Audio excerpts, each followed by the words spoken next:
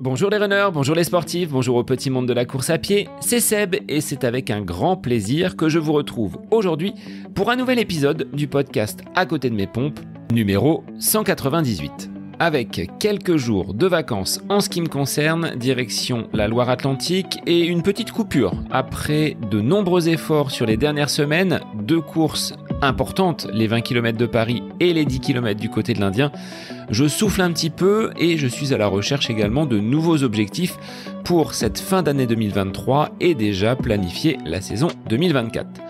Alors, pas très loin de la Loire-Atlantique se trouve la Vendée et c'est justement là que réside Kevin, mon invité du jour, boulanger de métier et devenu marathonien à Tours le 24 septembre dernier. Il y a 1 an et demi de cela, Kevin était bien loin de vivre cette expérience du marathon en course à pied. Il a débuté sa pratique sportive par le football.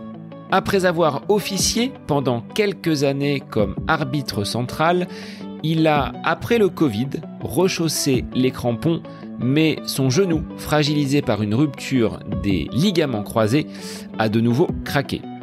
N'ayant pas voulu se faire opérer malgré une profession difficile, le métier de boulanger est quand même physique et il faut être debout, il a eu l'autorisation de son chirurgien de reprendre une activité physique, à savoir la course à pied. C'est à ce moment-là qu'il s'est lancé dans une préparation marathon. Il avait pour objectif Paris 2024 avec ce marathon pour tous. Après avoir fréquenté les salles de sport, étant adepte de la musculation, Kevin sait qu'il dispose d'une bonne structure physique pour braver ces 42 km du marathon. Il accorde également une grande importance à l'alimentation tout au long de cette préparation qui a duré 9 mois. Alors pour une première expérience sur la distance mythique, il boucle ses 42 km 195 en 2h49 et 54 secondes. Il se classe 22e et dans cet épisode, il va revenir sur ses émotions qui l'ont submergé et de cette aventure qui a duré 9 mois, soit l'équivalent d'une grossesse, de laquelle il tire beaucoup de positifs. Il nous indiquera qu'il a besoin de faire du sport et il tient à transmettre un message aux jeunes générations notamment sur l'importance de la pratique sportive. Pour Kevin, le running, la course à pied, c'est à la portée de tous. Il faut simplement oser se lancer des défis. Alors des défis, il en a plein la tête. Il se projette déjà du côté de Berlin, Séville et même du Marathon des Sables. Mais avant, il se préparera de la meilleure des façons pour tenter à Paris en avril prochain sur le marathon de battre ce chrono de 2h49 minutes. Un grand merci à toi Kevin d'avoir accepté l'invitation du podcast pour nous livrer tes émotions suite à ce cheminement très rapide, 9 mois seulement, vers ce marathon de Tours. Il est temps pour moi de vous laisser en compagnie de Kevin Fortino. 9 mois pour préparer un marathon, c'est le nouvel épisode du podcast À côté de mes pompes. Bonne écoute à vous. Bonsoir Kevin, merci d'être l'invité du podcast À côté de mes pompes aujourd'hui. Je te donne la parole puisque tu viens il y a seulement quelques jours de recevoir le titre de marathonien après seulement 9 mois de préparation. Donc on se suit depuis quelques mois sur les réseaux, j'ai suivi toute ta préparation. Et je te donne la parole aujourd'hui parce que tu as une ascension assez spectaculaire. Le temps d'une grossesse pour accoucher de ce chrono de 2h49 et 54 secondes, c'est très précis. Du côté de Tours, il y a seulement 9 jours maintenant. Comment vont les jambes ? Les jambes vont super bien. Déjà, bonjour tout le monde. Bonsoir Seb. Les jambes vont super bien. J'ai réussi à recourir 2 fois du coup dans la semaine qui a suivi le marathon. Bon, des petites distances, j'ai fait un 6 km et un 8 km histoire de voir si ça allait. Et du coup, aujourd'hui, j'ai repris vraiment l'entraînement parce que je vais partir sur un cycle VMA sur 3 mois avant de repartir sur une prépa marathon de 14 semaines avant Paris, du coup, en avril. Donc, non, plus aucune charge musculaire. Donc, ça fait vraiment plaisir parce que je m'attendais à avoir beaucoup plus de douleur que ça. Étonnamment, c'est plus au niveau des adducteurs où j'ai ressenti une gêne jusqu'à jeudi, vendredi. Mais sinon, musculairement, non. Après, j'ai fait très attention. J'ai eu les kinés dès l'après-course. J'ai fait de la pressothérapie le dimanche soir, le lundi matin, le lundi soir. Donc, grâce à la boutique Running Conseil de Chaland qui m'avait loué le matériel. Et du coup, j'ai été voir mon masseur à Esnay dès le mardi matin pour finir, entre guillemets, de soigner les jambes. Et du coup, comme ça m'a permis de recourir dès mercredi. Alors Kevin, je vais te laisser te présenter pour que tu puisses en dire un petit peu plus aux auditeurs sur ta localisation géographique, sur ton métier, parce que tu n'as pas un métier facile. Sur le plan des horaires, je dirais, pour caler des entraînements après une journée de travail comme la tienne, ça doit pas être simple, donc je te laisse la parole. Alors, moi, du coup, c'est Kevin Fortino, j'ai 30 ans, je vis en Vendée, plus précisément à Maché. Ce nom dira certainement quelque chose à certains auditeurs, parce qu'on en a entendu parler un petit peu en fait divers durant l'été avec un meurtre d'un monsieur sur sa femme par balle. Donc, ça a fait un petit peu la une des journaux, Maché.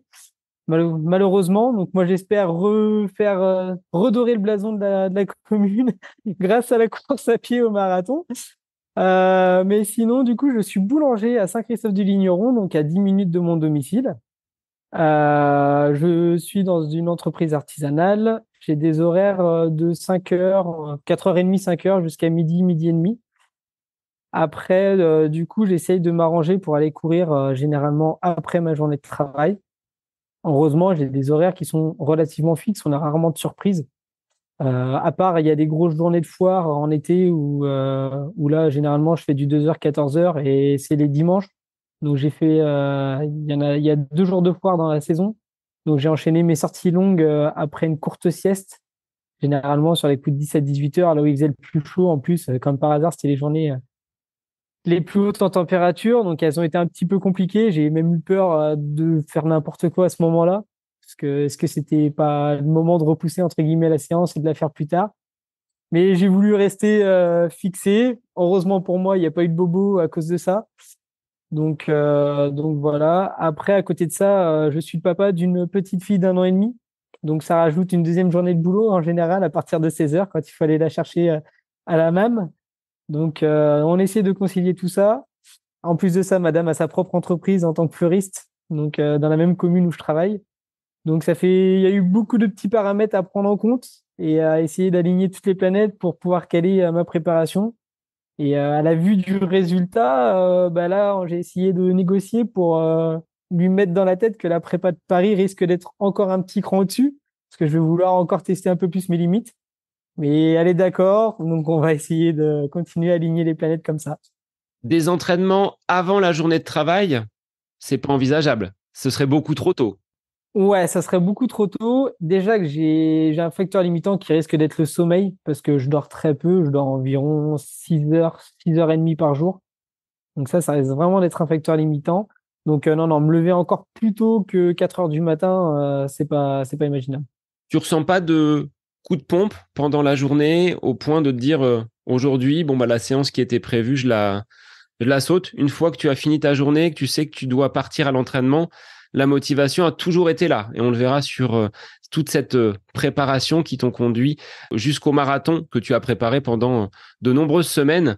La cerise sur le gâteau, c'était donc cette course du côté de Tours.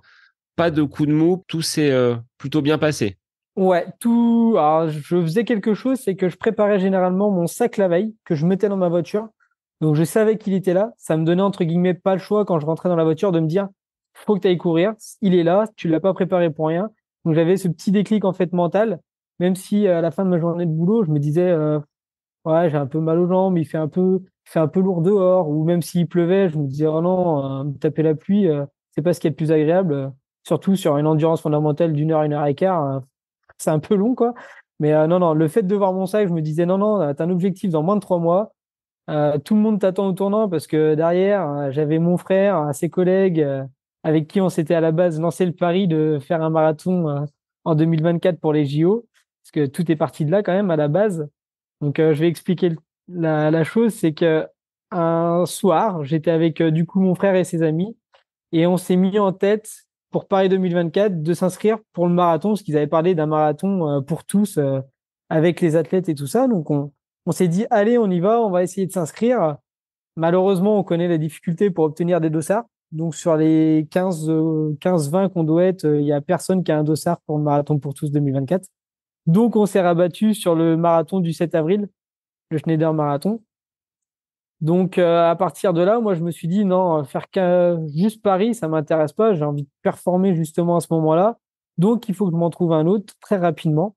Et du coup, je me suis basculé sur Tours parce que géographiquement, c'était un peu le plus près.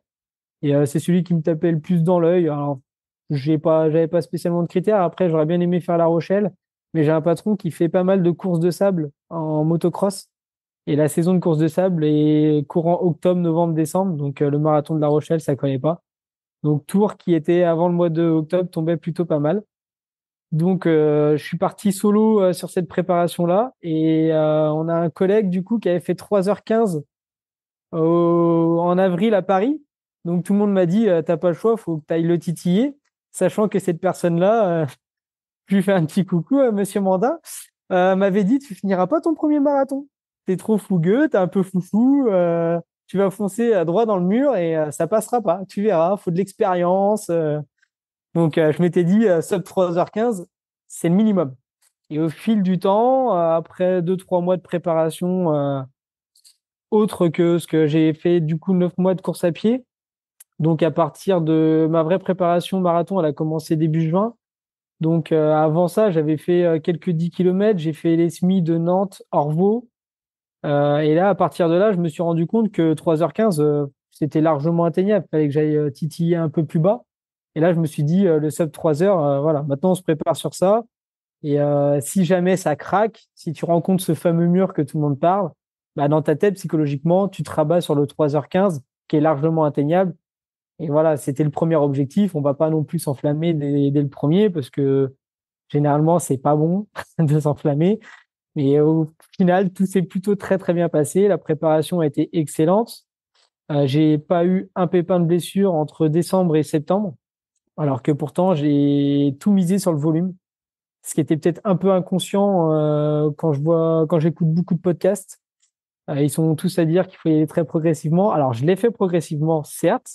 J'ai monté de palier en palier, mais très rapidement quand même. Je suis passé du coup de décembre à juin, j'étais aux alentours de 40-60 km par semaine, un peu comme tout le monde, je vais dire, tous ceux qui préparent un marathon. Et à partir de juin, j'ai voulu taper beaucoup plus haut et taper sur une prépa qui allait tourner aux alentours sur 14 semaines de 100 km de moyenne. Donc j'ai fait quand même des semaines, j'ai fait 5 semaines au-dessus 120 km, avec 2 semaines à piquer à plus de 130. Donc j'aurais pu péter à tout moment, hein. Je pense que j'ai frôlé même des fois des limites. Tu l'as senti ça? Être sur la corde raide en disant après une séance, ça tire un petit peu, ralenti, ou Mais pas du tout, finalement, pas du justement. tout, ouais. Pas du tout. Alors après, voilà, j'ai essayé de me faire accompagner du coup par Florian qui me massait à chaque fois que j'avais une semaine d'assimilation. J'ai très vite goûté du coup grâce à Running Conseil à la pressothérapie. J'ai essayé de mettre tout ça en place et je pense que forcément ça a apporté ses fruits. C'est sûrement un petit peu grâce à ça. Et après, j'ai fait pas mal de renfort musculaire. Je faisais 2 séances d'un peu plus de 30 minutes par semaine. Donc, je pense que ça aide également à éviter les blessures. Et ce qui me porte, à mon avis, à un gros plus, c'est que de 19 jusqu'à 24-25 ans, j'ai fait beaucoup de musculation avant de me blesser gravement au genou. Et du coup, je pense que j'ai une base musculaire qui est toujours présente. Et rien que de faire le renfort, ça a juste fait un petit rappel à mon organisme qu'il fallait aller construire du muscle. Donc j'ai pris au tout début de ma préparation 1 ou 2 kilos avant de rebaisser aussi vite que c'était apparu. Donc je pense que j'ai pris du muscle au début de la préparation pour perdre après en gras sur le reste parce que j'avais une alimentation très très calée. Je suis quelqu'un qui a besoin de tout peser. Et je pèse mon riz, je pèse mon poulet, je pèse tout au gramme près. Je suis très, voilà, faut que tout soit carré. J'essaie de caler aussi mes heures de sommeil. Je suis très data. C'est quelque chose qui me tient à cœur. Et en fait, grâce à ça, j'apprends pas mal de choses, que ce soit au niveau nutritionnel, au niveau des réactions de mon corps par rapport à ce que j'ai fait comme excès ou etc. Donc j'ai besoin de tout calculer, de tout contrôler. Et à vrai dire, pour l'instant, ça porte ses fruits, donc je pense qu'on va continuer comme ça un petit moment jusqu'au jour où ça me saoulera de tout calculer, parce que c'est du temps, même si au fil du temps, on pèse à peu près toujours les mêmes choses, donc on connaît, on rentre dans l'application assez rapidement les choses, mais comme là, la semaine après le marathon, j'ai rien pesé, je mangeais autant que je voulais, j'ai bu autant de bière que j'en avais envie, donc non, faut savoir relâcher aussi de temps en temps, mais lors de mes prépas, ouais, j'aime bien tout calibrer au maximum. Alors, qu'est-ce qui a fait que tu as basculé dans cette pratique de la course à pied il y a seulement quelques mois? Qu'est-ce que tu pratiquais comme activité auparavant et est-ce que tu avais déjà des prémices de cette course à pied qui sommeillait en toi? Alors, ce qui est rigolo, c'est que du coup, c'est pendant ma préparation, à force de courir, que je me suis dit, mais finalement, en fait, je le savais au fond de moi que j'étais attiré par la course à pied. Alors, j'ai une famille de footeux, mais mon papa était footeux, mon frère était footeux. Donc, qu'est-ce que j'ai fait étant petit? Je suis parti directement vers le football dès l'âge de 6 ans. Donc, j'ai fait du foot jusqu'à l'âge de 14 ans. À partir de 14 ans, je me suis orienté sur l'arbitrage parce que je suis quelqu'un d'assez solitaire. Et l'esprit d'équipe, j'avais des copains, hein, mais le côté arbitre, être tout seul dans mon vestiaire me rassurait plus. Alors pourquoi, je sais pas, j'ai toujours été un petit peu comme ça dans mon coin.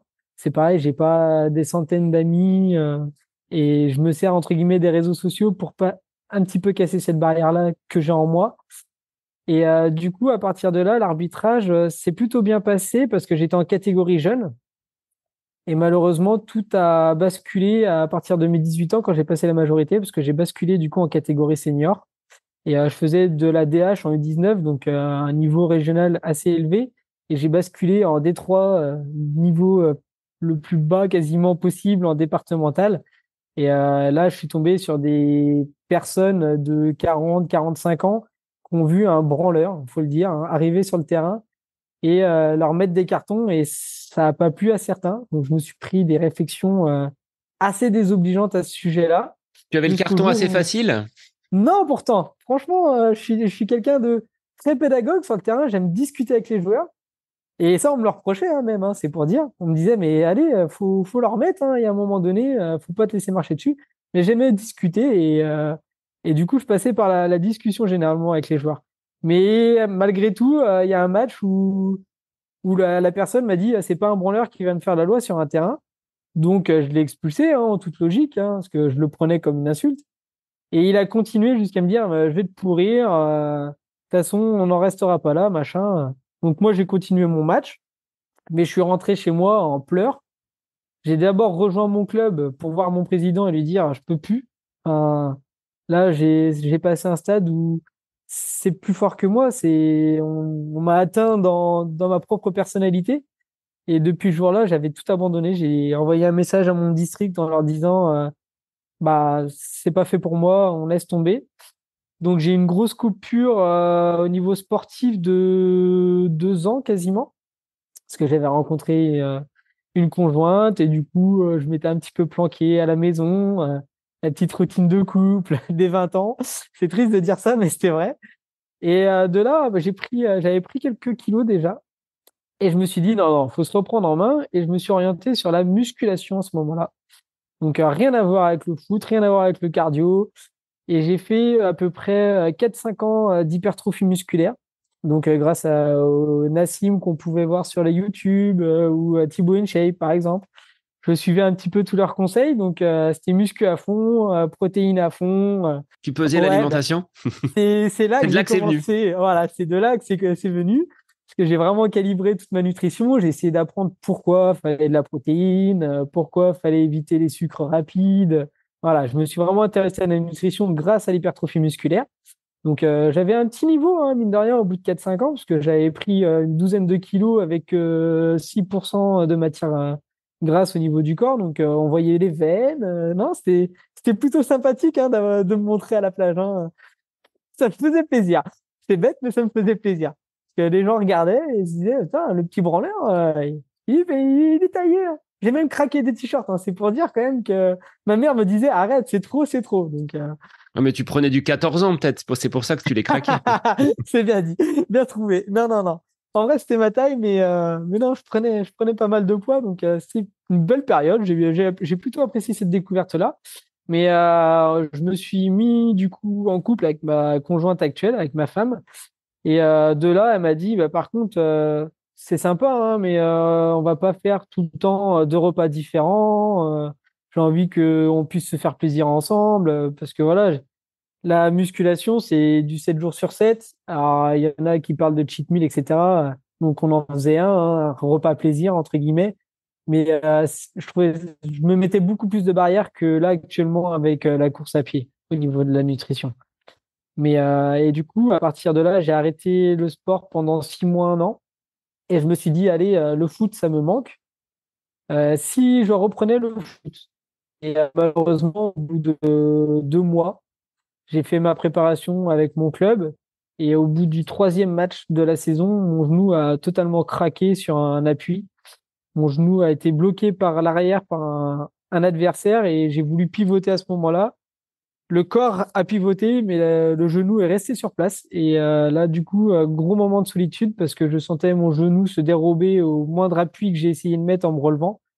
Donc là, j'ai fondu en larmes totalement sur le terrain, j'ai hurlé. Tout le monde comprenait qu'il y avait quelque chose qui était pas à mon habitude parce que généralement, j'avais pas tendance à hurler sur un terrain. Je m'appelais pas Marco Verratti, par exemple.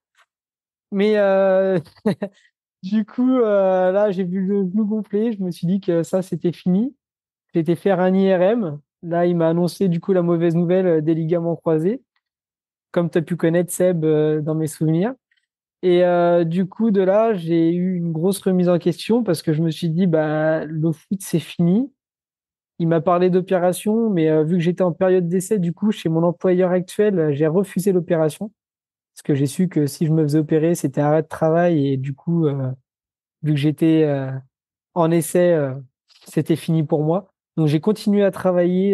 Je suis retourné au boulot dès le lendemain de ma blessure. Donc j'ai travaillé sur une jambe. Et à 9h30 du matin, il m'a dit, c'est pas possible, on rentre chez toi, repose-toi un peu, t'attends 2, 3 jours et tu reviens et ça ira mieux. Et j'ai travaillé du coup avec la telle tout le reste. Donc j'ai pas eu le choix que de remobiliser mon genou assez rapidement. Donc je suis retourné à la salle de sport parce que j'ai tout misé du coup sur la musculation pour resolidifier le genou et éviter cette fameuse opération. Et lors de la visite de contrôle du chirurgien, il m'a dit, bon, bah, c'est simple, vu la musculature que tu as repris, tu es tout simplement en sursis.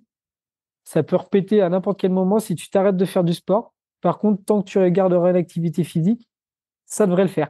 Activité physique qui doit peut-être être adaptée parce que sur des déplacements latéraux, sur des changements de direction, c'est peut-être pas ce qu'il y a de mieux pour un genou dont les ligaments sont arrachés.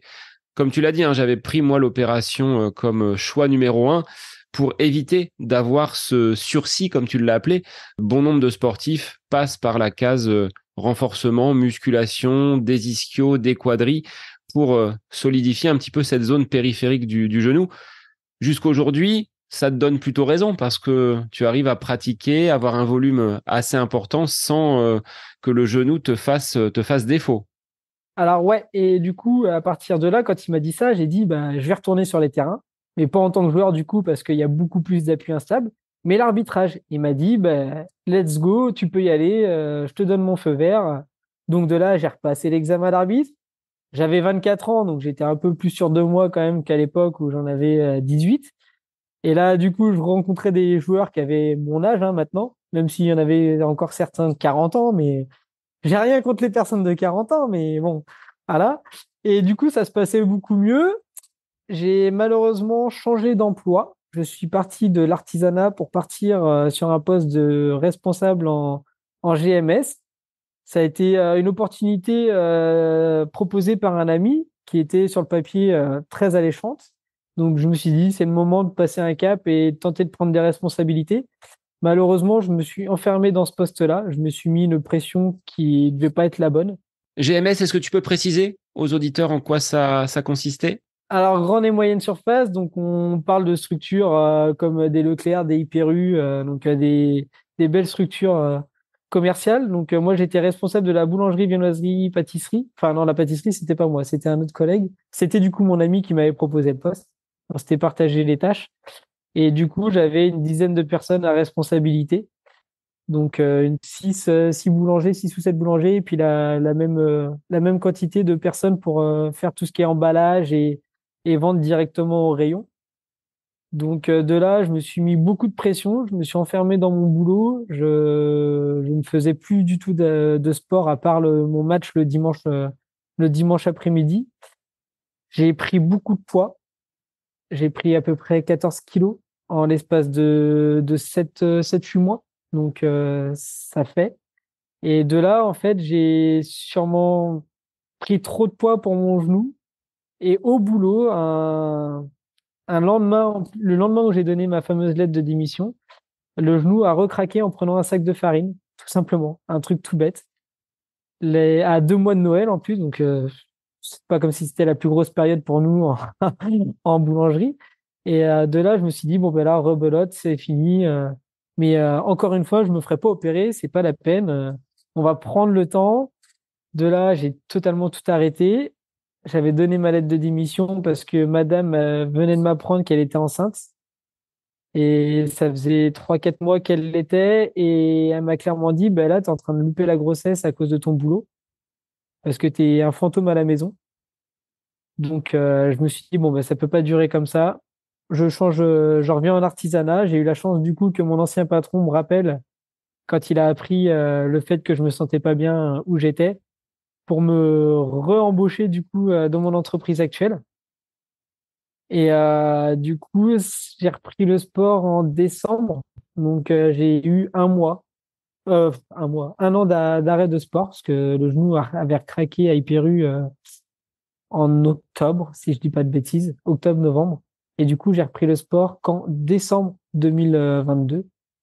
Donc de là, ça a été plus dans l'optique de perdre du poids, tout d'abord. Tu l'expliquais par quoi cette prise de poids? Le stress, les responsabilités, le fait d'avoir tout ce que tu devais gérer en plus de ton activité première, celle de boulanger, mais qui là était mis un peu au second plan par ses responsabilités et cette gestion des ressources humaines, je dirais.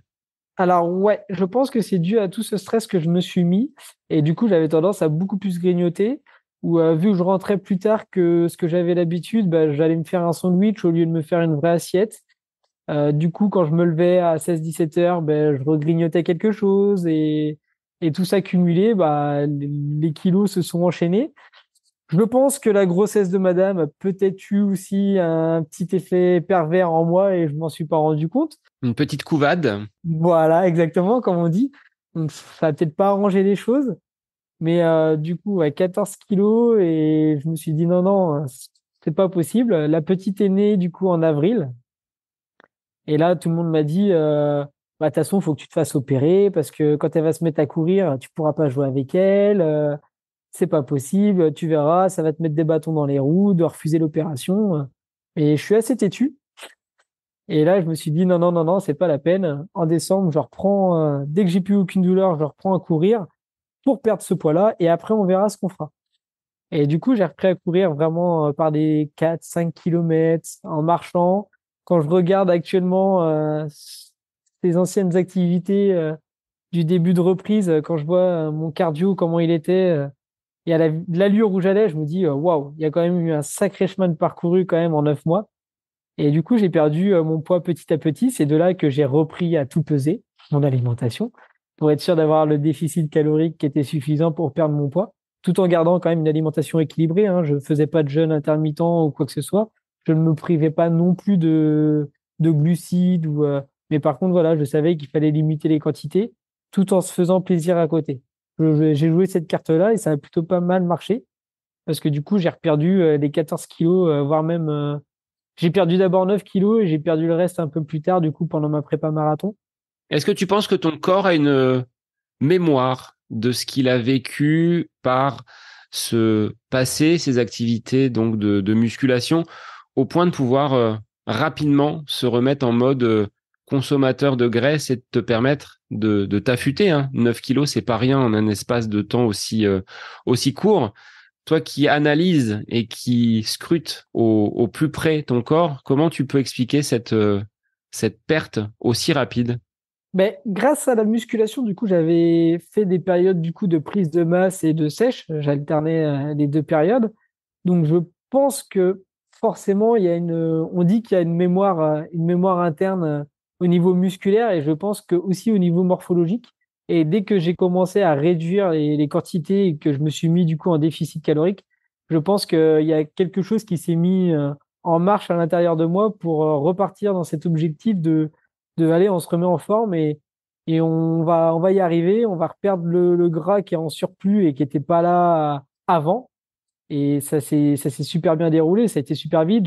À aucun moment j'ai eu de coup de mou au boulot, à aucun moment ça s'est ressenti dans mon quotidien.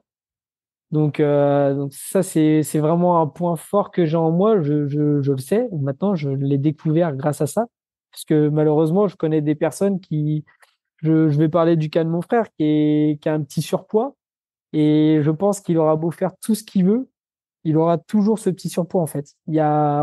On a pourtant le même papa, la même maman, mais on parle de génétique. Alors oui, mais malgré qu'on ait le même point de départ, bah, la génétique est pas la même au final parce que voilà, moi je perds assez facilement. Lui, il pourra faire ce qu'il veut, il ne perdra pas aussi facilement. Et là, je le vois du coup en essayant de le préparer pour son premier semi-marathon qui arrive dans un mois. Ah, il n'aura pas la même condition physique que moi, quoi qu'il fasse, alors qu'il fait un boulot qui est tout aussi sportif, on va dire, que le mien, parce il travaille à la base, il était boulanger lui aussi, et maintenant il travaille en usine pour l'entreprise Sodebo, donc un des gros mastodontes vendéens. Donc il travaille pour eux, il est responsable là-bas, donc ses journées sont relativement très chargées également. Mais voilà, il est pas fait de la même patte que moi. Alors est-ce que c'est grâce à la musculation que j'ai adapté mon corps à ce genre de choses? Peut-être, peut-être. J'ai pas de preuves scientifiques, hein. Je vais pas affirmer oui, oui, c'est la musculation qui m'a amené à brûler autant de graisse, à brûler autant de calories, mais je suis sûr que par contre, il a appris des choses de cette période-là, oui. Alors, de cette remise en condition, je dirais que l'appétit est venu en mangeant avec cette volonté d'accrocher donc le marathon. Comment tu as cheminé, tu le disais, hein, étape par étape, quelques 10 kilomètres, un ou deux semi-marathons pour te jauger un petit peu avant de basculer sur une prépa spécifique et estivale, ce qui n'est pas la plus simple à mener hein, avec les fortes chaleurs et des conditions en termes de température qui sont bien plus élevées qu'un marathon qu'on préparerait pour le mois d'avril, par exemple. Comment tu as organisé tes semaines? Combien d'entraînements tu réalisais dans ces nombreuses semaines jusqu'à cet objectif du côté de Tours il y a maintenant 8 jours? Alors, j'ai commencé du coup à reprendre la course à pied, comme je le disais, en décembre. Donc là, je courais généralement un jour sur deux. Donc toujours en footing, hein, je faisais pas du tout de fractionné. C'était vraiment pour réhabituer mon corps à courir et à faire une activité physique. En janvier, après du coup le premier de l'an, je me suis dit, bon, ben là, il faut que je m'inscrive à mon premier semi-marathon. Parce qu'on a parlé de marathon, mais à un moment donné, ça va arriver très vite. Donc, faut direct aller sur le semi-marathon. Donc, j'ai pris celui d'Orvaux, à côté de Nantes, qui est un petit peu vallonné, qui a un petit peu de dénivelé positif. Donc, c'était pas le plus simple, à mon avis, pour commencer. Mais du coup, j'ai entamé du coup une préparation grâce à l'application Fréquence Running à l'époque. Et ça m'a fait un petit programme sur 5 semaines par semaine, avec 5 séances par semaine, pardon, avec un peu de fractionné que je faisais sur piste en général. Et ça se passait plutôt bien. J'avais une moyenne de 60 kilomètres par semaine sur cette préparation-là.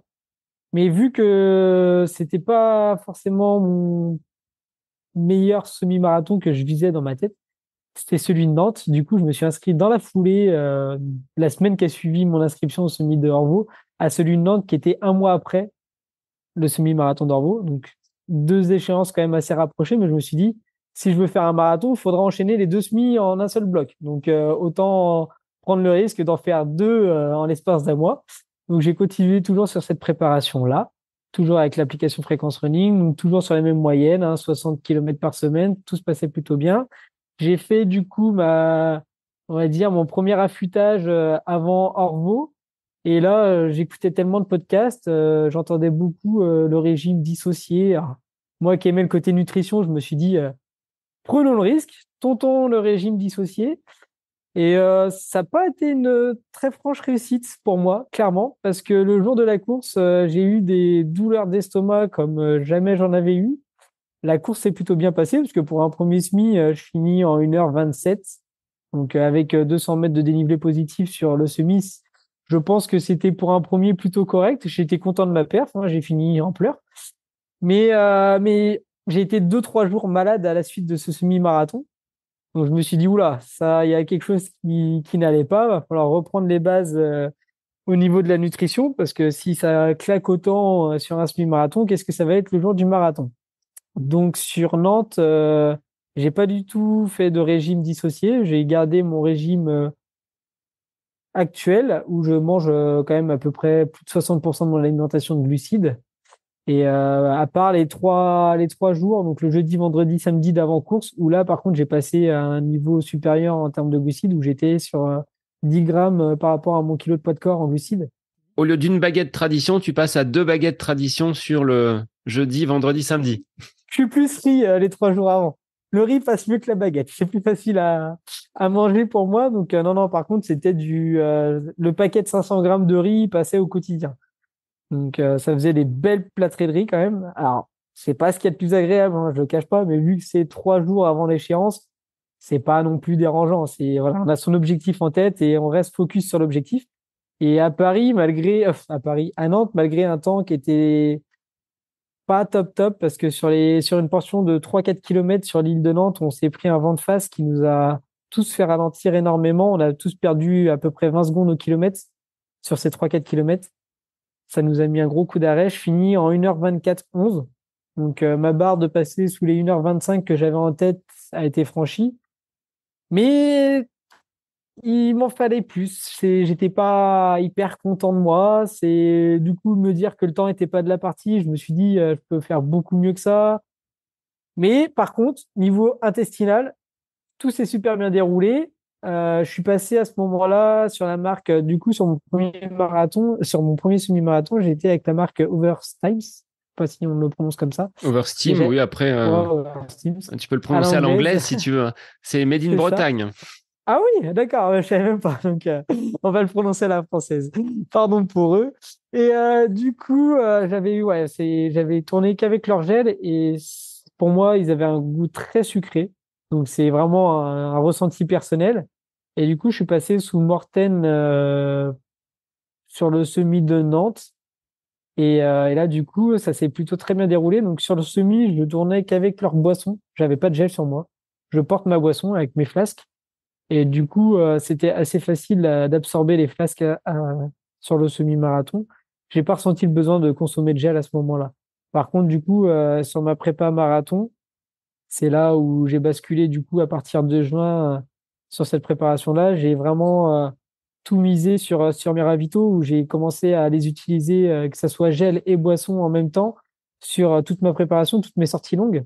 J'ai calculé mes grammages aux heures d'effort. Donc, j'ai commencé d'abord à 60 grammes par heure d'effort de glucides, que ça soit à base de gel et en même temps la boisson. Je me force à boire une gorgée tous les 2 kilomètres à peu près de boisson mortelle. Et j'enchaînais les gels du coup à tous les 9 kilomètres. Parce que en dessous, j'avais pas spécialement d'intérêt. Donc j'ai monté comme ça de palier en palier. J'ai passé de 60, 65 grammes à l'heure, 70, 75. Je suis monté jusqu'à 80 en me rendant compte que 80, ça passait pas du tout. C'est passé jusqu'à ce que je m'arrête de courir, en fait. J'ai tout recraché au bout de 34 kilomètres de ma sortie longue. Je m'en souviens encore, ça fait bizarre parce que après, j'étais incapable de manger, que ce soit un bout de sucre en arrivant à la maison. C'était impossible pour moi de manger. J'avais ce goût sucré en bouche. J'étais dégoûté de ça. Et là, je me suis dit, ouh là là, si je fais ça le jour du marathon, je suis très mal. Donc, j'ai revu mes tendances à la baisse et je suis rebasculé du coup sur le marathon. J'ai dû tourner à 70 grammes par heure d'effort de glucides. Donc, je pense qu'il est déjà une bonne moyenne. Ça m'a évité de cramper. J'ai eu aucune douleur d'estomac. Donc, sachant qu'à Tours, c'est des gobelets pour boire au ravito, j'ai misé du coup sur ne pas boire d'eau sur leur ravito à eux, mais de porter du coup mes 750 millilitres d'eau à boisson d'effort sur moi dès le départ et en me forçant du coup à continuer à boire tous les 2 kilomètres dès le départ pour garder du coup cet apport en glucides depuis le départ jusqu'à l'arrivée. Donc ça a plutôt bien marché. J'ai eu la chance de pas cramper, contrairement à du coup à la personne que j'ai rencontrée lors de ma course. Parce qu'on a couru à deux du troisième jusqu'au 38e. On avait exactement la même cadence de pas, on avait exactement le même rythme, on visait exactement le même chrono. Donc ça a été déjà un super point fort de pouvoir le faire ensemble. Malheureusement, bah, il a crampé au 38e, donc j'ai dû le déposer sur la route. C'est bizarre parce que c'est un sentiment que je pensais pas avoir, étant déjà très solitaire de base. Mais j'avais presque envie de m'arrêter et de ralentir avec lui, en fait. Mais c'était pas possible. Chacun fait sa course et j'étais sur le bon rythme. Mais j'ai eu un sentiment pour une personne que je connaissais même pas 2 heures avant, qui était très étrange parce que j'avais de la peine pour lui, sachant que c'est un sacré triathlète en plus. Il a un sacré niveau. Un mois avant, il était en train de faire l'Ironman de Vichy, donc il a une sacrée caisse en tant que sportif. Et de le voir là, en train de me dire, je crampe, je peux plus. Ah, ça m'a donné une force et une douleur en même temps, parce que je me suis dit, allez, maintenant, faut tirer pour lui, t'arraches tout, tu le retrouveras sur la ligne d'arrivée 2 minutes plus tard, c'est pas grave. Mais je pensais pas que le marathon pouvait me faire vivre ce sentiment-là de peine pour quelqu'un que je ne connaissais même pas 3 heures auparavant. Et donc, le marathon peut vraiment apporter des choses que j'aurais pas espéré avant de vivre cette expérience-là. Pas du tout. J'ai fondu en larmes comme on peut le voir sur la vidéo de Patrick Montel. Rien qu'à y penser, ouah, ça remonte, c'est fou. Ça m'a donné un sourire comme jamais j'ai pu avoir un sourire comme ça. Je pleure jamais. Je suis quelqu'un qui pleure très rarement. Mon papa est décédé quand j'ai eu l'âge de 16 ans. C'est très froid ce que je vais dire, mais j'ai pas versé une larme lors de son décès. Alors que là, la première personne à qui j'ai pensé en franchissant la ligne, c'est à lui.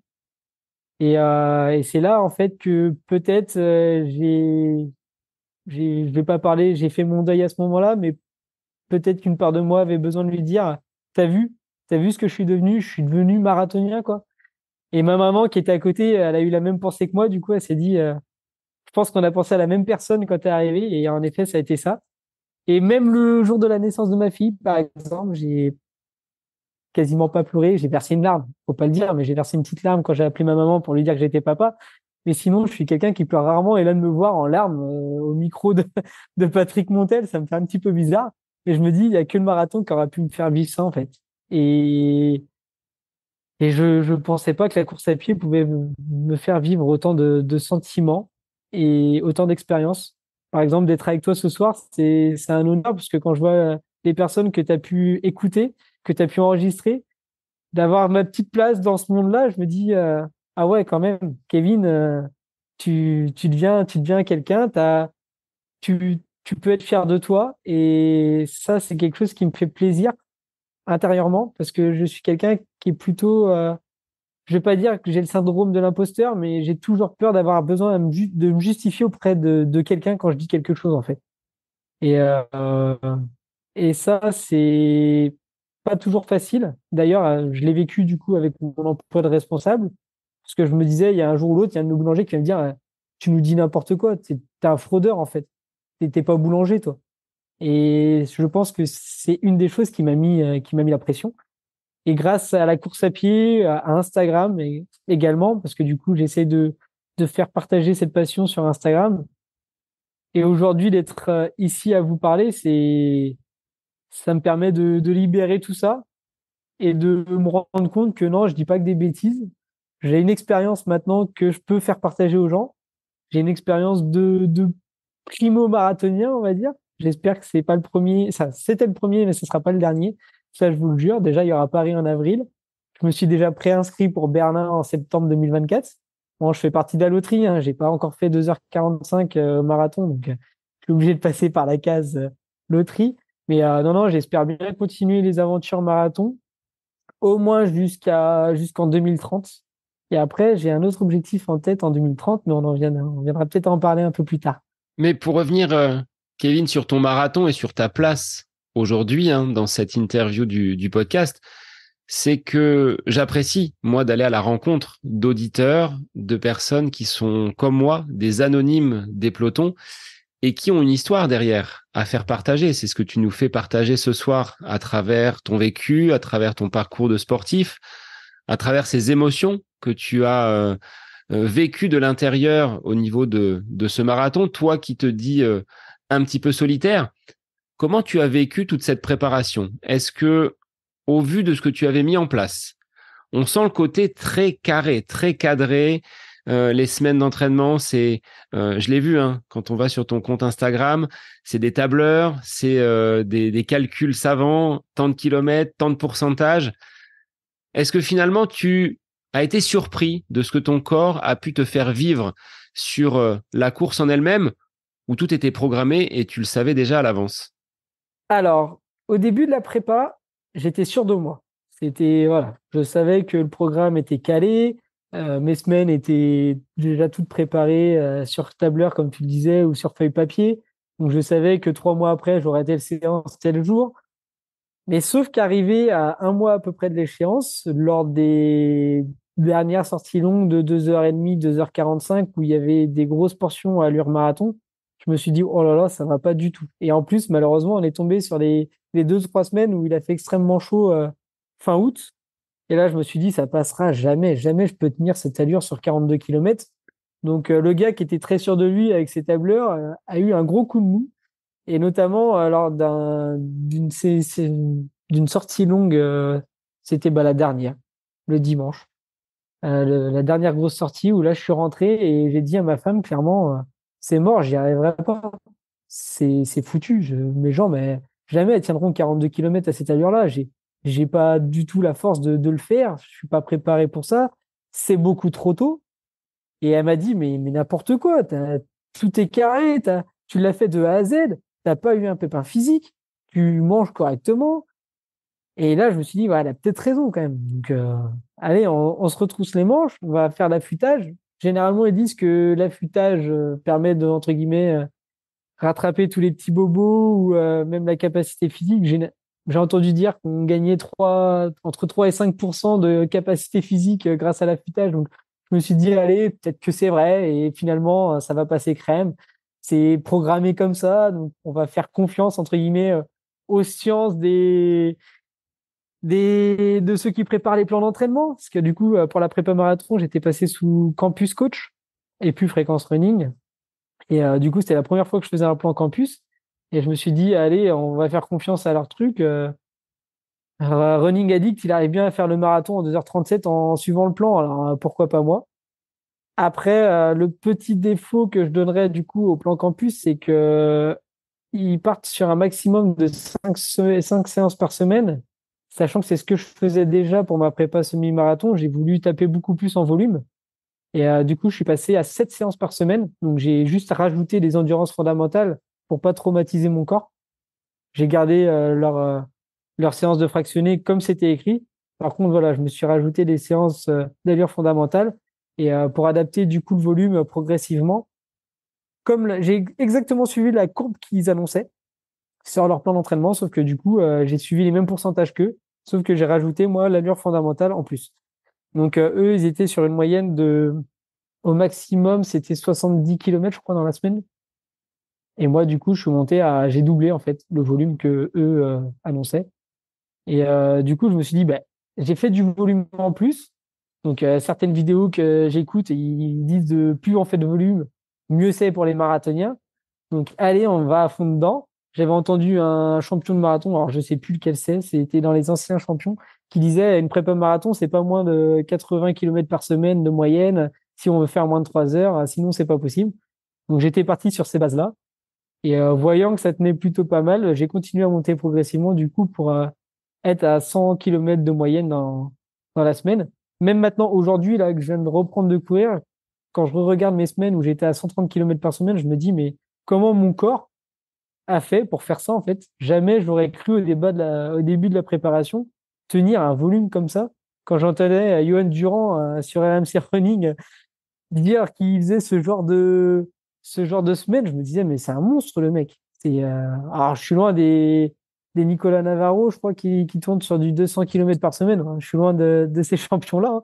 À Pour la moi, c'est des différence, ovnis. Kevin, qu'ils n'ont pas une activité de Oui, boulanger ah non, mais oui, derrière. tout à fait, hein. Ou à contrario, quelqu'un que je suis beaucoup et qui pour moi est un exemple de fou, c'est Anaïs Kemener, du coup, qui a son boulot à côté et qui arrive à faire des semaines à 170, 180 là, sur sa semaine, sur sa prépa Berlin. C'est waouh, chapeau, parce que derrière, faut avoir le sommeil, faut avoir la nutrition adaptée, parce que c'est pareil, vu qu'on travaille à côté, ben, on brûle aussi des calories en travaillant, hein. Donc, faut manger 2 fois plus que certains, je pense, athlètes qui font 200 km dans la semaine. Donc, on va essayer d'adapter tout ça pour la prépa de Paris, parce que du coup, je vais essayer de miser sur pareil, le volume, en essayant d'augmenter du coup de 10% le volume que j'avais sur cette prépa tour, pour essayer d'aller un peu plus loin, un peu plus fort sur la prépa de Paris. C'est pareil, je vais continuer à suivre le plan campus, mais du coup, sur les séances de fractionné, vu que j'augmente encore plus le volume, il faut que j'augmente forcément un petit peu le fractionné, parce que la balance sera plus vraiment exact. Donc, je sais pareil, je vais essayer de rajouter 2, 3 séries à chaque fois sur ce que eux annoncent à la base pour essayer de récupérer un petit peu le volume de fractionné que j'aurais perdu si j'avais juste augmenté mon volume d'endurance fondamentale. Donc, est-ce que je vais atteindre mes limites sur cette prépa-là? Mon corps me le dira.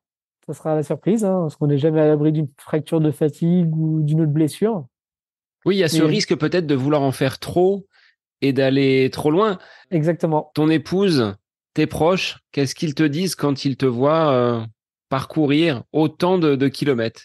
Ils ont plutôt tendance à te modérer, ou le fait que cette première préparation pour Tours, en 9 mois, hein, tu l'as dit, ça a été le temps d'une grossesse pour accoucher de ce marathon en 2h49. Est-ce que finalement ça te donne pas raison dans ce que tu as mis en place au niveau de l'entraînement, avec certes l'apport de campus, mais tu le bricoles aussi le plan. Enfin, tu as envie et tu aimes ça, mettre les mains dans la programmation, dans la construction de tes séances et dans toutes ces datas qui tournent autour de ton entraînement. Alors oui, il faut que je mette les mains dans ce que je fais, sinon ça m'intéresse pas. Donc voilà, c'est pour ça que j'ai vraiment bricolé le plan que eux m'offraient. Donc et à côté de ça, au début, quand j'ai commencé à annoncer que j'allais faire de 8 séances dans la semaine, que lundi j'allais doubler, que j'allais faire un footing à jeun le matin en me levant, et que le soir je retournais courir, on a commencé à me dire, tu vas peut-être pas un peu fort. Putain, tu vas devenir accro à la course à pied. Ça, je l'ai entendu maintes et maintes fois. C'est une drogue, attention. Mais non, non, je restais dans mon optique. Et là, maintenant que j'ai fait ce chrono-là, bah, ce qui est rigolo, c'est que bah, du coup, on partage mon contenu. Et du coup, je sais que je les rends fiers d'avoir fait ce chrono-là. Et au contraire, maintenant, c'est eux qui me poussent à continuer, à aller encore plus loin, plus fort, parce qu'ils se disent, bah, si tu as fait ça avec juste 9 mois de course à pied vraiment réel à ton actif, bah, si tu t'arrêtes là, il y aura une part de gâchis, en fait. Donc, notamment mon beau-frère qui a fait beaucoup de courses à pied à une période, qui maintenant s'oriente plus sur le trail, me disait au début, attention à pas trop t'emballer, tu vas mettre de côté ta famille parce que ça va te demander beaucoup de temps. Mais vu que madame a réussi à m'aider à jongler entre toutes nos activités avec le bébé et à elle aussi prendre sa part dans ma préparation, hein, mine de rien, parce que bah, il y a certains soirs, je lui disais, ben, rentre pas trop tard de ta fermeture pour que je puisse aller courir. On essayait c'est pareil, le dimanche midi, quand elle me disait, ben, est-ce qu'on pourrait pas aller refaire un repas avec une de nos familles? Bah, je disais, bah non, j'ai ma sortie longue. Donc elle aussi, il fallait qu'elle accepte un peu de jouer le jeu avec moi. Donc ça a été, à mon avis, pas toujours évident de faire accepter mes choix, hein, notamment au niveau de même des amis sur lesquels j'ai annulé quelques soirées pour me dire non, non, il faut que j'ai mon quota de sommeil, je travaille demain matin. Le dimanche, j'ai ma sortie longue de 30 bornes. Si j'ai 3 heures de sommeil avec 2, 3 bières dans le corps, c'est pas la peine, quoi. Donc, je leur disais niette, hein, je suis désolé, je suis à 2 mois d'une échéance qui me tient vraiment à cœur. Donc ça, ils l'ont compris. C'est quelque chose qu'ils ont accepté, même eux. Et du coup, bah là, au contraire, ils me disent, bon, alors, le prochain marathon, c'est quand? Donc, ça fait vraiment plaisir parce que je me dis, bah, ils étaient tous sceptiques et au final, maintenant, ils sont tous derrière moi.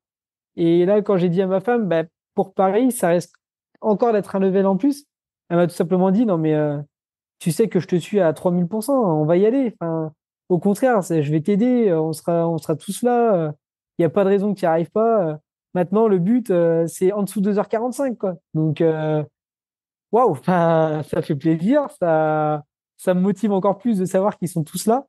De savoir que, du coup, même ma maman, qui est pourtant pas sportive pour un sou, là, elle est venue m'accompagner, du coup, sur le marathon de Tours, parce que ma femme pouvait pas fermer le magasin. C'était pas possible de fermer 3 jours juste parce que monsieur partait faire de la course à pied. Donc, c'est ma maman qui est venue avec moi, avec son ami. Et quand on est arrivé à l'hôtel, j'ai voulu poser mes bagages sur le petit lit de campement qu'il y avait à côté. Elle m'a dit, mais tu fais quoi là? Toi, tu prends le grand lit king size. C'est nous deux qui allons dormir dans le lit de camp. Toi, tu es l'athlète du week-end. Tu te reposes, on va tout faire. Donc, j'ai commencé à faire ma pressothérapie et c'était l'heure du goûter. J'avais oublié de peser mon goûter. Et là, elle m'a dit, mais attends, je vais te peser ton goûter, t'inquiète pas. Elle m'a fait au petit soin, comme si j'étais un athlète pro pendant 3 jours. C'était quelque chose de fou. Et à la fin du marathon, elle m'a dit, bon, ben, on repart quand maintenant ensemble pour le prochain marathon? Donc, je me suis dit, ah ouais, ça lui a vraiment plu comme atmosphère. Et là, de savoir qu'elle est prête à me suivre dans toute l'Europe, parce que du coup, je vise Berlin, j'aimerais bien faire Valencia comme tout bon marathonien. Séville, j'aimerais bien faire Amsterdam parce que c'est une ville qu'on avait visitée et qui me tient à cœur. J'aimerais bien faire aussi le marathon de Florence en Italie, qui est une ville que je trouve magnifique. Et elle m'a déjà dit, non mais on y va quoi, on y va, je viendrai avec toi. Par contre, il y a qu'un défi où elle est pas prête à venir avec moi et parce que de toute façon, elle ne pourrait pas. C'est le marathon des sables. Elle m'a dit ça par contre, là, t'oublies, tu me feras pas venir dans le Sahara avec toi, oublie l'idée. Donc ça, on oublie. Mais par contre, voilà, savoir que toute la famille est derrière moi m'encourage, tous les messages aussi que j'ai reçus sur Instagram de gens que je ne connaissais ni d'Ève ni d'Adam, le matin de la course et même pendant la course, j'ai reçu des messages, mais je les ai vus qu'à l'arrivée, hein, mais d'encouragement, waouh, c'est fou de savoir qu'il y a autant de gens derrière qui sont prêts à te soutenir alors qu'à la base, tu cours tout seul, quoi. Et au début de tout ça, tout le monde était un petit peu réticent à l'idée que je me lance à fond dans le marathon et à annoncer que j'allais faire ces volumes-là sur 8-7 séances par semaine. Et au final, bah maintenant, c'est presque eux qui vont me dire, allez, faut y retourner là. Et puis, on va passer un capot dessus, hein. Donc, on verra. Bah, j'espère que du coup, sur la prépa de Paris, les 10% vont satisfaire ma famille en petit plus et que du coup, mon corps acceptera aussi ces 10% parce que ça risque de pas être rien pour lui quand même parce que ça va faire des beaux volumes. Mais non, non, on va essayer de continuer à miser sur les petits plus au niveau du massage, de la récupération, la pressothérapie, l'alimentation qui est toujours cadrée. Donc, normalement, ça devrait passer. C'est ce que je me dis. Si je reste carré dans mes idées et mes convictions, il n'y a pas de raison que ça passe pas. Si je me prends le mur, je serai le premier à avouer que je me suis planté et puis c'est tout. Mais si j'essaye pas, je le saurai pas, tout simplement. Est-ce que Kevin, tu en ressors aujourd'hui bien plus confiant? Tu parlais tout à l'heure d'un syndrome de l'imposteur, que tu n'étais pas peut-être légitime d'être là, à cet endroit-là, à cette place-là, que ce soit professionnellement ou peut-être dans ta vie personnelle. Est-ce que auréolé du grade aujourd'hui de marathonien, ça te donne des ailes? Alors, totalement, parce que surtout sur le côté course à pied, parce que du coup, j'ai eu deux, trois remarques pendant ma préparation qui me disaient, deux, trois messages privés qui me disaient, oh là là, tes allures seuil, c'est pas les bonnes, tu vises pas le bon temps sur marathon, moins de 3 heures, c'est compliqué pour une première. Alors que bah, sur la préparation, ça passait, quoi. J'avais pas de raison de douter à ce moment-là. Et du coup, c'est pour ça que le jour J, je partais à la base dans ma tête de faire moins de 2h55. Et le jour J, je me suis dit, on va partir prudemment, je vais partir sur des bases de moins de 3 heures. Bon, forcément, comme tout bon coureur, lors d'une course, qu'est-ce qu'on fait? On part un chouille trop rapide par rapport à ce qu'on avait annoncé dans notre tête, hein. Et du coup, je suis parti directement sur des bases de 2h53 à peu près. Donc, le premier semi, on l'a bouclé en 1h26-20. Et tout le monde parle de ce fameux mur. Et Et au final, le mur, bah, moi, au 30e, j'ai tout simplement accéléré. Je suis passé de 4,03 au kilomètre d'allure moyenne sur les 30 premiers kilomètres. Je suis descendu à 3,55 sur les 30 derniers kilomètres. Donc le deuxième semi, je l'ai fait en 1,23,10. Et rien que le fait d'avoir fait une course comme ça, je me dis, mais en fait, je suis légitime dans ce que j'ai fait. Je prouve que j'ai fait les bons choix lors de ma préparation, que ceux qui me disaient que je faisais pas les bonnes séances, que je tapais des allures trop hautes, bah non, finalement, parce que est-ce que j'ai pas été trop prudent du coup là à vouloir être, comme il disait, relax les 30 premiers kilomètres? Peut-être, parce qu'aujourd'hui, bah, j'ai pu recourir dès le mercredi, donc c'est-à-dire que j'avais pas si mal aux jambes que ça. Est-ce que j'ai vraiment tout donné? Donc il y a une petite part de regret en fait de les avoir écoutés. Donc je me dis, fais-toi confiance à 200%, c'est toi qui as raison, écoute ton corps, t'es légitime, t'as raison de le faire. Fais-toi confiance. Et du coup, je vais essayer vraiment de me focaliser que sur moi, que sur ma perception de l'effort et pas sur ce qu'on peut dire à côté et d'avoir peur d'être jugé en fait. Ça faut que je le zappe. Et voilà, je vais essayer de me faire confiance vraiment et de partir sur les bases du moins de 2h45. Et là, on pourra me dire, bah, tu y arriveras peut-être pas. Bah, je lui dirais, bah, dans ces cas-là, pourquoi j'ai accéléré à partir du 30e comme un dératé, alors que généralement, on dit que c'est là où on est censé ralentir. Il y a quelque chose qui est pas logique. J'ai battu mon record sur mon deuxième semi-marathon sur un marathon, en fait. Donc, c'est pas logique de faire un RP sur un semi-marathon, sur la deuxième partie, de ton premier marathon. Il y a quelque chose qui est pas normal là-dedans. Donc, je me suis sûrement pas assez écouté. J'ai voulu trop faire confiance, entre guillemets, au jugement des autres. Et je le regrette un peu. Mais encore une fois, j'ai appris de ça. Et la prochaine fois, je me ferai confiance à 200%. Et puis basta, on oublie les autres. Sur toute cette préparation, qu'est-ce que tu retiendrais comme vraiment le point positif, ce que tu as le plus aimé? Ce que j'ai le plus aimé, c'est la découverte des sorties longues, tout simplement, parce que je connaissais pas les sorties de plus de 2 heures avant de faire ma prépa marathon. Parce que sur le semi, gros maximum, on montait à 1h30 de course à pied. Donc là, faire des vraies sorties longues, dire j'ai ma sortie longue du dimanche, comme les marathoniens qu'on entend sur tous les réseaux, ouais, j'étais fier de ça. Ça m'a fait vraiment plaisir. Et surtout, de pouvoir courir tous les jours, j'ai vraiment trouvé un bonheur là-dedans qui est indescriptible pour moi. Parce que là, du coup, être 2 jours après le marathon sans pouvoir courir, parce que voilà, j'avais des petites charges au niveau des ischios quand même, bah, j'étais pas bien. J'avais tout de suite envie de remettre les chaussures. Donc c'est pour ça que dès le mercredi, je les ai remises, hein, parce que c'était plus fort que moi. J'ai vraiment découvert quelque chose Devenu de accro en fait. fantastique. Ouais, je suis devenu accro. Ah, j'entends déjà ceux qui me disaient ouais, c'est une drogue, t'as vu, je les entends déjà revenir au galop en me disant t'es drogué, hein. Bah ouais, je suis peut-être drogué à ça, ouais, peut-être. Mais c'est une drogue qui me fait du bien, qui est pas dangereuse en soi pour la santé, sauf si on va jusqu'à la blessure. Mais pour l'instant, mon corps me dit que j'ai raison d'avoir fait ça. Donc je vais continuer à l'écouter et on va éviter les blessures pour montrer à ceux qui disent que je suis accro que j'ai pas été trop loin dans cette pratique-là. Après, forcément, à côté de ça, je vais pas me dire que je me suis privé parce que moi je le fais par envie, mais à côté de ça, on me dit bah ouais, mais tu manges pas exactement tout ce que tu aimerais. Alors si, je le fais parce que la course à pied est plus importante que maintenant en fait l'alimentation plaisir, je vais dire les fast-food, voilà, je vais dire les noms, mais à côté de ça, tous les jours, je vais manger mon sneakers. Tous les jours, je vais manger mon petit lu. Tous les jours, je vais manger mes BN, petit déjeuner. Et je vais boire mon verre de coca après ma course. D'ailleurs, je me suis fait lyncher sur Instagram en postant un verre de coca. C'est n'importe quoi, il y a trop de sucre, c'est pas une alimentation saine. Et oui, mais ça me fait envie en fait. Hein, j'ai envie de sucrer, je vais boire mon verre de coca. Ça rentre dans mon alimentation qui est calculée encore une fois. Donc non, non, j'ai pas de raison de me priver de quoi que ce soit. Alors, j'évite les fast-foods, ça c'est sûr. Et la dernière semaine avant le marathon, j'ai évité toutes les matières grasses, etc. Mais non, non, j'ai appris à manger autrement, à me refaire plaisir en mangeant des féculents tous les jours, mais en changeant les épices, tout simplement. J'ai appris en fait à cuisiner d'une autre façon. Du coup, c'est plus ma femme qui me fait à manger, c'est moi qui fais à manger. Et du coup, même elle, du coup, ça lui a fait gagner un peu de temps parce que elle a ça en moins à gérer à la maison.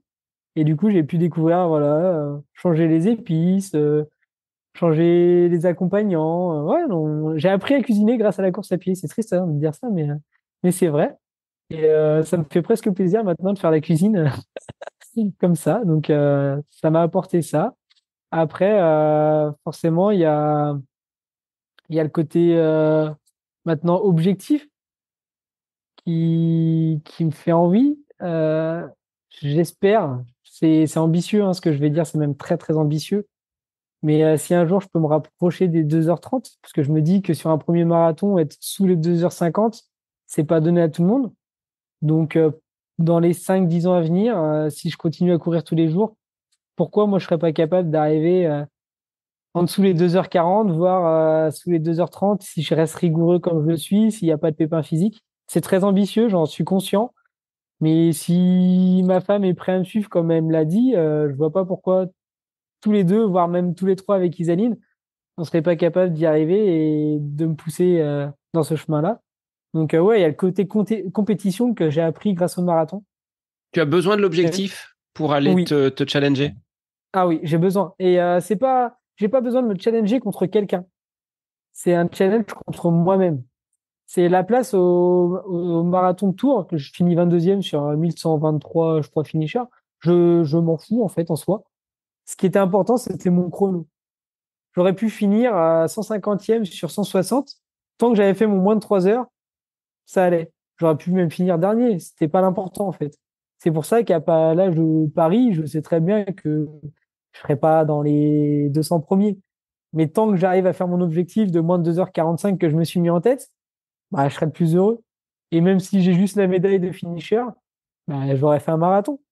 Dans tous les cas, j'abandonnerai pas. Même si je sais que le challenge, j'ai loupé et que je serais 2-3 minutes en retard par rapport à ce qui était prévu, tant que j'ai ma médaille autour du cou à la fin, c'est pas grave. J'ai fini mon marathon.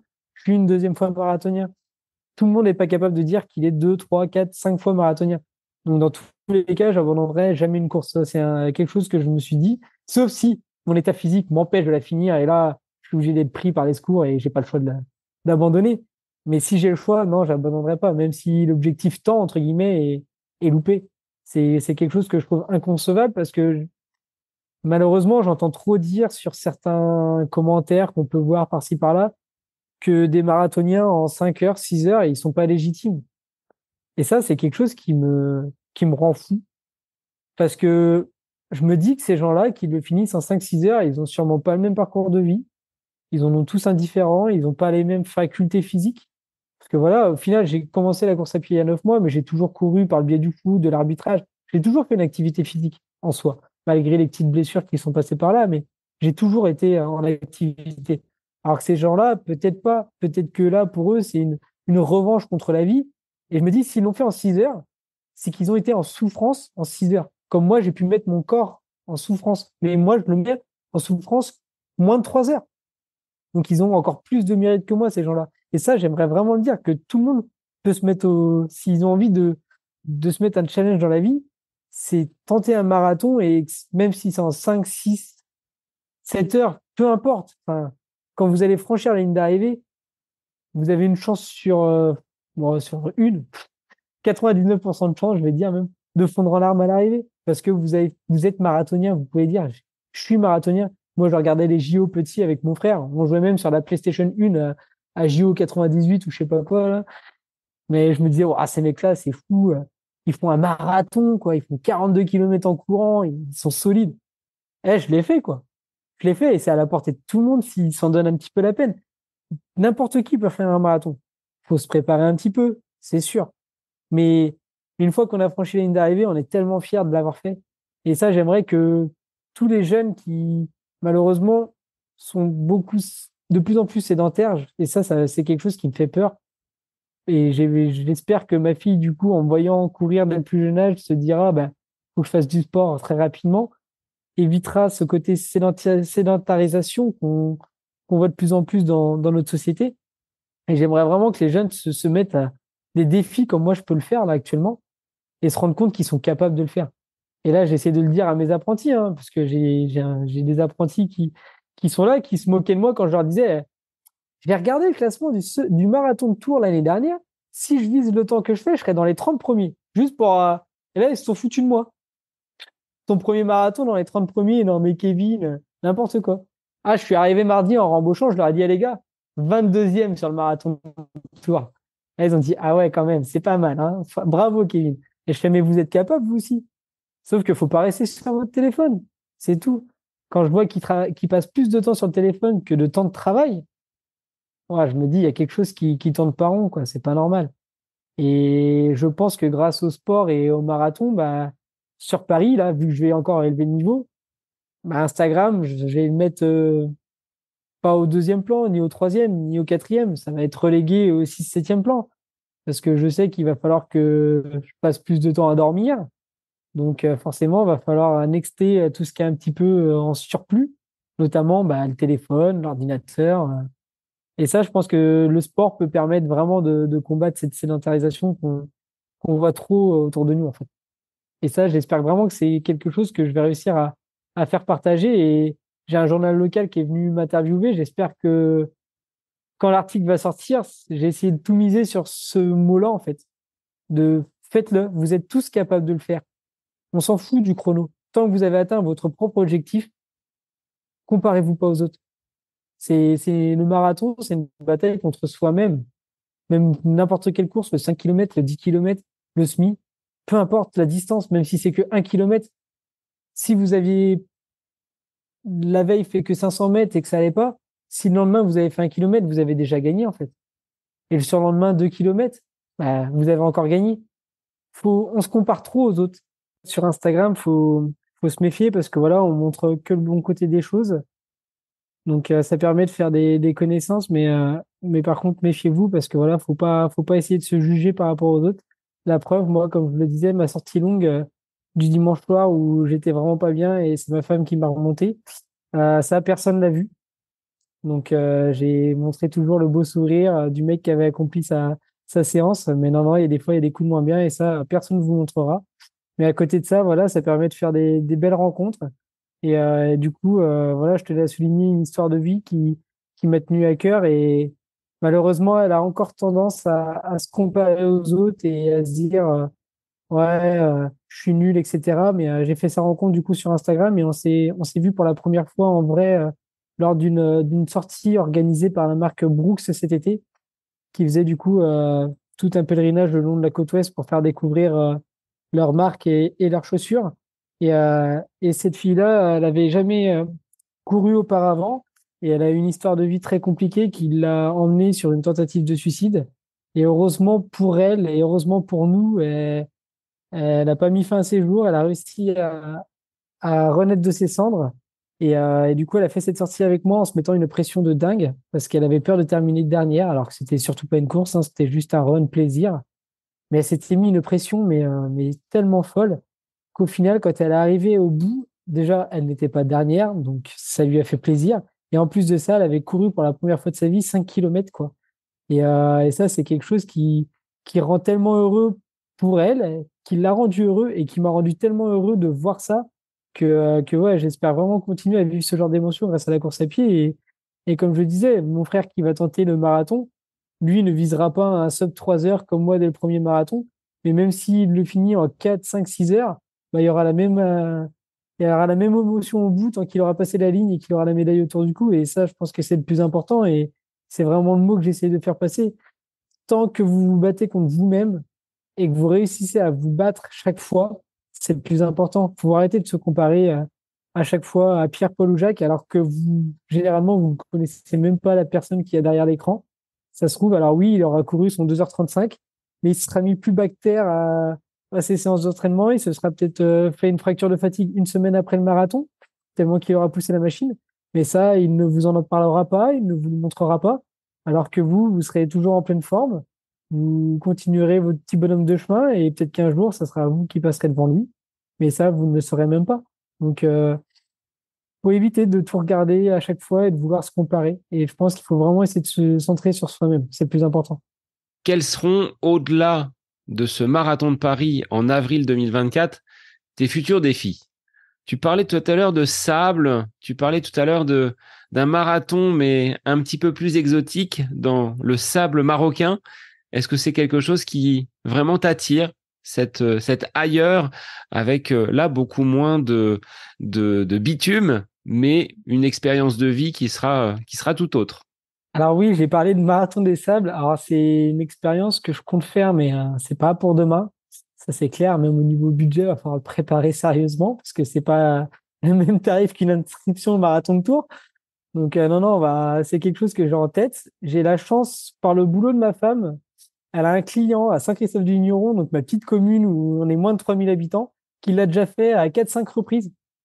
Donc quand il a commencé à parler de course à pied avec elle, et par le pur hasard, hein, j'avais parlé à Roman de cette envie d'un jour de faire l'ultime marathon des sables comme objectif final. J'avais dit ça la semaine d'avant et lui, il arrive en disant, ah, votre chérie, je l'ai vu courir. Ben, moi aussi, je cours, j'ai fait plein de marathons, j'ai fait Séville, Valence, enfin tout ce que je veux faire. Et j'ai fait un jour le marathon des sables et je suis retourné même 4-5 fois le refaire.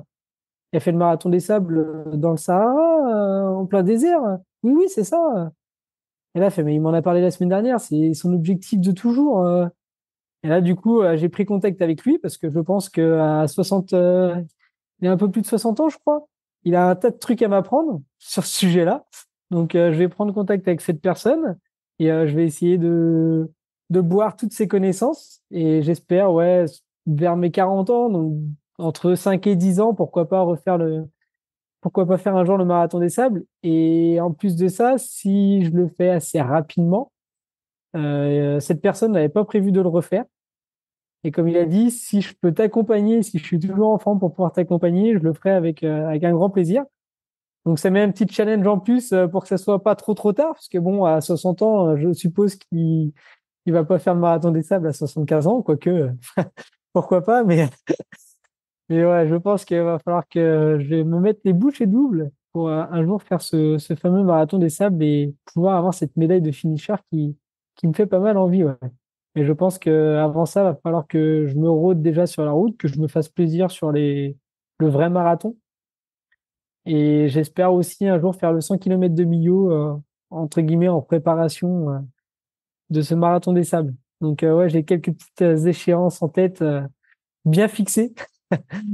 Et ouais, j'espère les atteindre. Ça, c'est clair. Kevin, comme tu le sais, j'ai toujours une traditionnelle dernière question. Alors, ça n'a pas été, je pense, beaucoup le cas sur ces dernières semaines avant le marathon de Tours, vu que tu as borné et il y avait de la course à pied tous les jours. Mais en période un petit peu plus off, quel serait ton instant à côté de tes pompes? Un moment où tu apprécies ne pas parler de course à pied, ne pas avoir d'activité sportive au programme. Qu'est-ce que l'on fait? Alors, moi qui suis très, très famille, parce que j'en ai parlé un peu tout le long du podcast entre ma maman, mon frère, c'est un bon repas tous ensemble avec mes neveux, mes nièces, parce que maintenant on est quand même une sacrée famille. Mon frère a 4 enfants, ma sœur en a 3. Donc, quand on fait des tablés, il y a quasiment une trentaine de personnes maintenant autour de la table. Donc, c'est un bon repas en famille, sachant qu'on est tous footeux et tous fans de l'Olympique de Marseille. Bah, si on peut mettre en fond un petit match de l'OM et une victoire, c'est notre moment plaisir à nous tous. Et voilà, généralement, on passe des bons moments. On finit avec un mal de tête parce que tout le monde essaye de parler plus fort que tout le monde, mais c'est tellement sympa et ça fait plaisir de se retrouver à chaque fois. Donc c'est vraiment cet instant-là qui est le plus important pour moi. On refait le match après le repas alors. C'est ça. Bon, généralement, en ce moment, on est plus souvent déçus qu'heureux, mais on espère que ça va changer. On l'espère. Et de mon côté, bah, je te souhaite une très belle préparation à venir. Si des auditeurs veulent te contacter et venir suivre ton actualité, par quel moyen on peut te suivre? Alors, il y a mon Facebook, Kevin Fortino, donc mon nom et mon prénom, tout simplement. Et sinon, le plus facilement, c'est via Instagram, avec tout simplement tout attaché, court, kéké, court. Un grand merci, Kevin, d'avoir livré cette préparation, cette passion, ces émotions qui t'animent après ce beau premier marathon du côté de Tours, 9 mois seulement après avoir entrepris ton début de carrière pédestre. Ben, merci à toi, Seb, hein, pour ce podcast et continue parce que tu m'as accompagné sur bon nombre d'endurances fondamentales qui sont des fois parfois très longues. Et du coup, ça me permet d'apprendre de chaque personne que tu as pu faire intervenir dans ton podcast. Donc, c'est un honneur pour moi d'avoir pu parler avec toi. Et comme je te l'avais dit juste avant, il n'y a plus qu'à. C'est ça. Et c'était écrit sur ma main le jour J, hein. Je l'avais écrit et j'ai pas eu trop besoin de le regarder, hein. Mais je me ferai pareil à Paris et du coup, ça permet de repenser à ces podcasts et à toutes ces histoires de vie en même temps. Merci à toi. Un grand merci et pour les auditeurs, je vous retrouve dès la semaine prochaine pour un nouvel épisode aussi inspirant que celui de Kevin. C'est le rendez-vous du vendredi du podcast À côté de mes pompes. Bonne semaine à vous. J'espère que cet épisode avec invité vous aura plu. Je vous remercie infiniment de votre écoute. Pour faire remonter le podcast dans les classements, je vous invite à laisser une petite évaluation sur Apple Podcast, 5 étoiles, un petit commentaire, ça me fera énormément plaisir et vous permettrez au podcast d'être remonté, diffusé, déployé sur ces différentes plateformes de façon plus importante encore qu'il n'est actuellement. Et puis je vous invite à me retrouver sur les différents réseaux, Facebook, Instagram. Laissez votre petit message, votre commentaire, ça me fait plaisir d'échanger avec vous. Si vous avez des questions, si vous voulez échanger sur quelconque sujet en lien avec la course à pied, mais pas que, parce que le sport c'est une philosophie de vie et c'est une passion qui nous anime de façon commune, donc n'hésitez pas à venir échanger avec moi. Sur ce, je vous souhaite une bonne fin de semaine, un bon week-end et je vous dis à la semaine prochaine pour un nouvel épisode du podcast À côté de mes pompes.